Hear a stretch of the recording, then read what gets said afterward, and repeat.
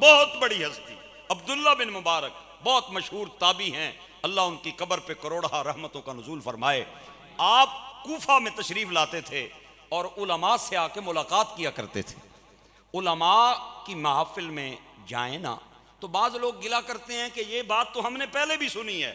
میں کہتا ہوں بھائی سن رکھی ہوگی آپ نے، ماننے کے لیے تیار ہوں، لیکن انداز تو آپ کو نیا ملے گا نا۔ ہر پھول کی خوشبو علیحدہ ہوگی۔ آپ نے اگر ایک بات کئی بار سنی ہے تو آپ کو ہر بار سننے کا لطف نرالا ملے گا۔ آپ تھوڑا اگر ذوق کریں اور اس میں محبت کا اظہار کریں تو آپ کو لطف آئے گا۔ خیر، کوفہ کے علماء سے آپ ملاقات کیا کرتے تھے۔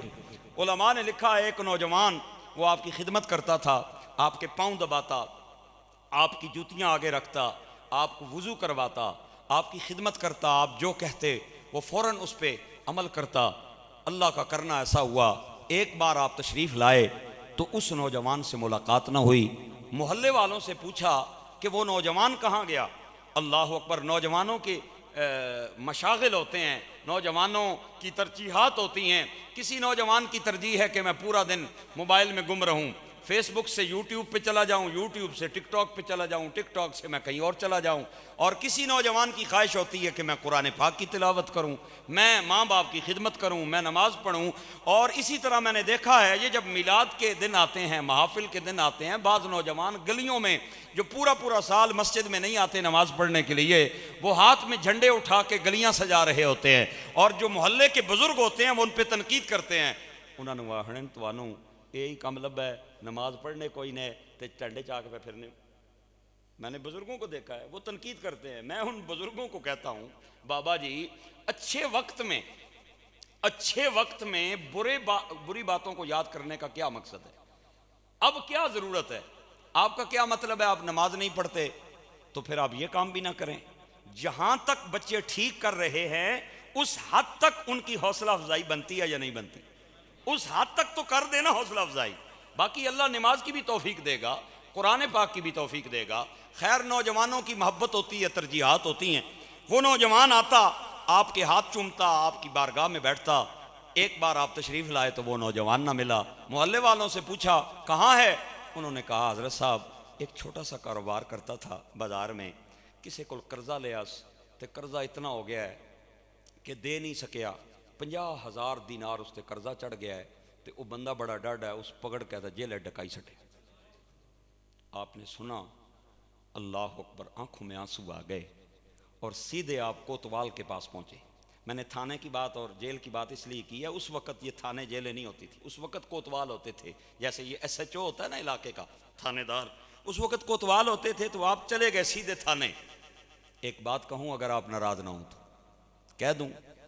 میرا خیال ہے آپ ناراضگی کا اظہار کر رہے ہیں اور مجھے یہ کہہ رہے ہیں کہ نہ کہیں، کہیں ہم ناراض نہ ہو جائیں۔ ایک بار پھر پوچھنا چاہتا ہوں، کہہ دوں اگر آپ ناراض نہ ہوں تو؟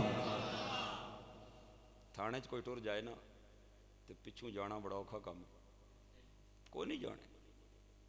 چنگے بھلے جاننے پہچاننے والے بندے، آپ انہیں کہہ کے دیکھیں میرے ساتھ یار مسئلہ ہو گیا، میرے ساتھ تھانے چلے، آپ یقین کریں وہ نظر چرا جائیں گے۔ آپ پہ مشکل وقت آئے گا، نظر چرا جائیں گے۔ آپ اگر انہیں کہیں میرے اوپر یار مشکل وقت ہے، میری ضمانت کی ضرورت ہے، رجسٹری چاہیے، نہیں دیں گے۔ کچہری جانا ہے میرے ساتھ، نہیں جائیں گے۔ ویسے آپ کو جفی ڈال کے ملیں گے بھی اور آپ کی بڑی عزت کریں گے، لیکن ہم مشکل وقت کے دوست نہیں ہیں، ہم سوکھے وقت کے دوست ہیں، ہم عروج کے وقت کے دوست ہیں، حالت جنگ کے ہم دوست نہیں ہیں۔ ساری زندگی آٹا گدا تے لکھاں کیتے پیڑے، اوکھے ویلے محمد بخشا کوئی نہیں لگدا نیڑے۔ اوکھے ویلے کون نیڑے لگدا یار؟ سوکھے ویلیاں دے سنگیاں، سوکھیاں ویلیاں دے یاراں۔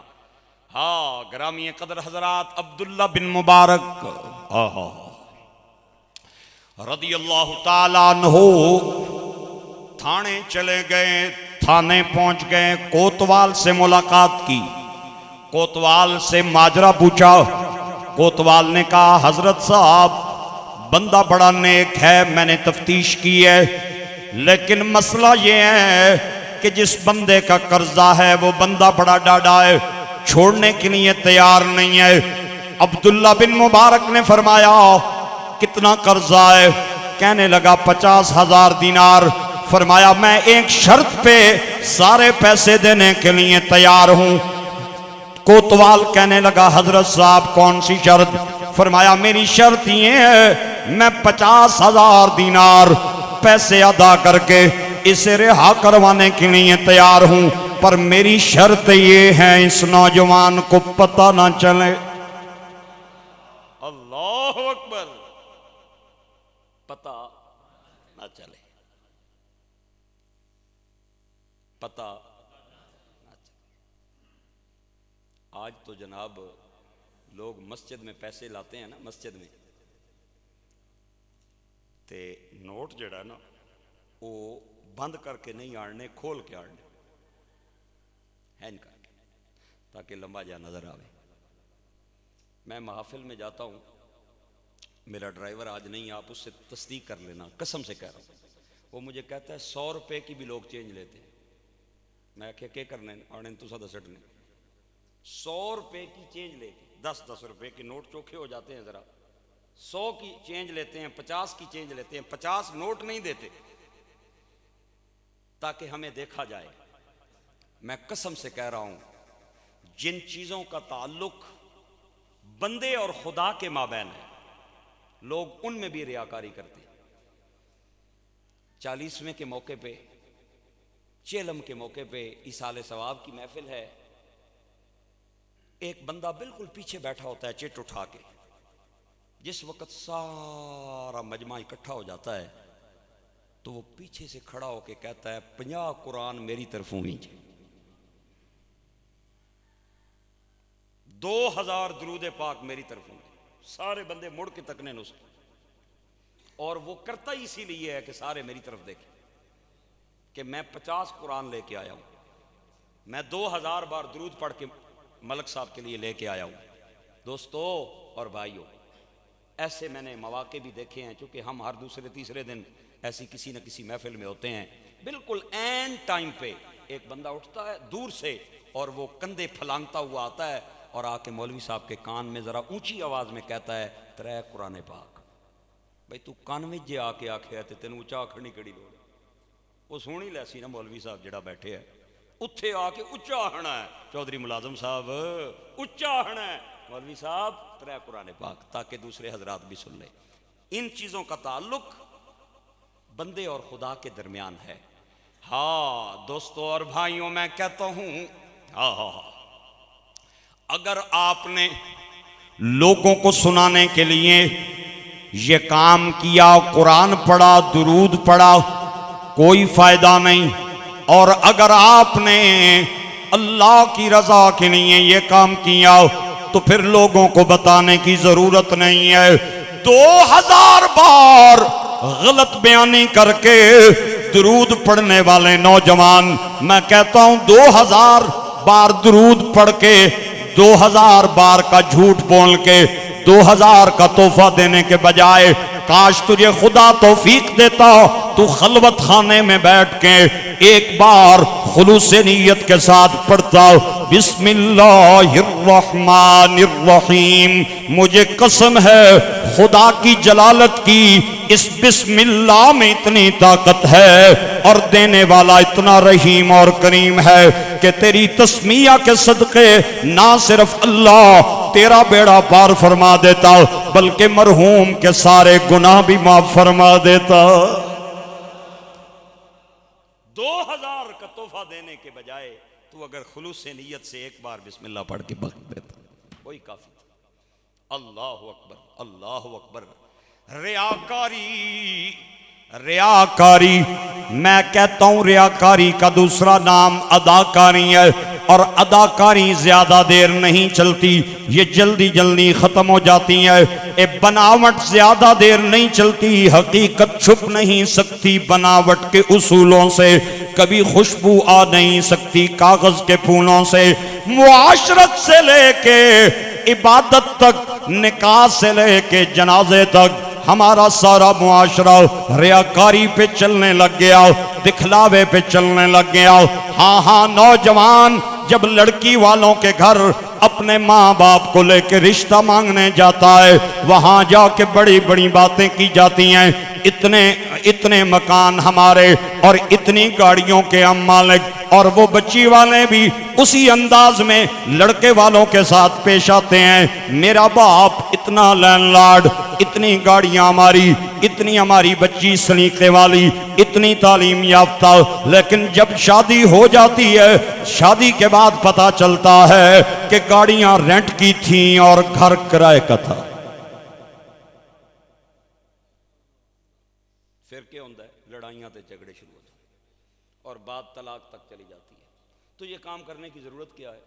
آپ سیدھے انداز میں بات کریں. آپ ریاکاری کیوں کرتے ہیں؟ آپ دکھلاوا کیوں کرتے ہیں؟ آپ بناوٹ کیوں دکھاتے ہیں؟ آپ جو حقیقت ہے وہ بیان کریں. اگر رشتہ ہونا ہوا تو اللہ مہربانی کر دے گا. میں ٹھیک کہہ رہا ہوں؟ ہونا ہوا تو آپ سچائی پہ قائم رکھیں بات کو، آپ جھوٹ پہ نہ قائم رکھیں. ریاکاری گرامی قدر حضرات، آپ نے 50,000 دینار عطا کیے. وہ نوجوان رہا ہو گیا، وہ کوتوال کے پاس گیا اور کوتوال کو کہنے لگا مجھے بتایا جائے کہ مجھ پہ احسان کس نے کیا ہے، مجھ پہ نیکی کس نے کی ہے کہ میں اتنا مقروض تھا، میں بری ہو گیا، رہا ہو گیا. کوتوال نے کہا دینے والے سے میرا وعدہ تھا اللہ رسول کو حاضر ناظر کر کے کہ میں آپ کا نام نہیں بتاؤں گا. خیر وہ نوجوان کہتا ہے عبداللہ بن مبارک مجھے پتا نہیں تھا کہ یہ نیکی عبداللہ بن مبارک نے کی ہے. آپ پھر مسجد کوفہ میں آئے، میں پھر گیا، میں نے کہا حضرت صاحب بڑے نیک آدمی ہیں، اللہ نے بڑا مال بھی آپ کو عطا کیا ہے، لیکن مجھ پہ مشکل وقت آیا، آپ تھوڑی میری مدد کر دیتے میں آزاد ہو جاتا. پتہ نہیں کس نے مجھ پہ احسان کیا. آپ نے پھر بھی آپ نے بات کو ظاہر نہیں کیا، آپ نے راز دبایا.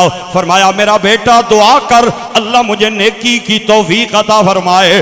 15 سال گزر گئے، وہ کوتوال تبدیل ہو کے کسی اور علاقے میں چلا گیا.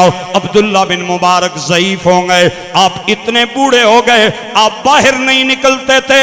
وہ نوجوان کہتا ہے 15 سال بعد ایک دن چلتے چلتے رستے میں اسی پرانے کوتوال سے میری ملاقات ہوئی. میں نے کہا بھائی جان اب تو بہت وقت گزر چکا ہے، مجھے میرے محسن کا پتہ بتا، میں اس کے ہاتھ چومنا چاہتا ہوں، اس کے پاؤں چومنا چاہتا ہوں، میں اس کا شکریہ ادا کرنا چاہتا ہوں. کوتوال میری طرف متوجہ ہوا، مجھے دیکھ کے کہتا ہے ارے نوجوان واقعی تجھے نہیں پتا تیرا محسن کون ہے؟ نوجوان کہنے لگا نا نہیں پتا. اس نے اپنی پگڑی اتاری اور اس کوتوال کے قدموں میں رکھ کے کہا تجھے واسطہ ہے خدا کا مجھے میرے محسن کا پتہ بتا. کوتوال کہتا ہے تیرے محسن کا نام عبداللہ بن مبارک.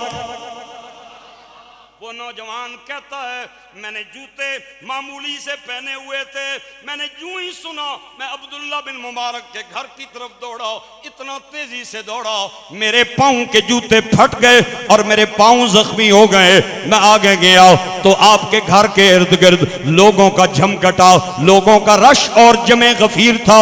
میں نے لوگوں کے رش کی وجہ پوچھی تو آواز آئی عبداللہ بن مبارک کا انتقال ہو گیا، آپ وصال فرما گئے. میں اندر داخل ہوا، میں نے کفن کا کپڑا چہرے سے ہٹایا تو نورانی چہرہ عبداللہ بن مبارک کا.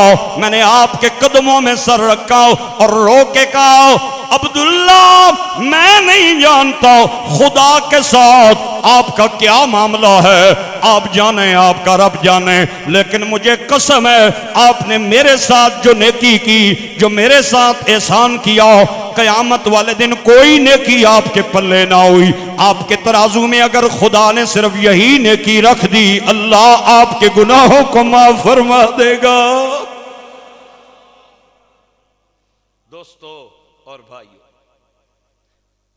اپنے بچوں کی تربیت کرو، ان کو وقت دو، بچوں کو موبائل کے حوالے نہ کرو. ماں تنگ پڑتی ہے تو بچوں کو موبائل کے حوالے، باپ تنگ ہوتا ہے تو بچوں کو موبائل کے حوالے.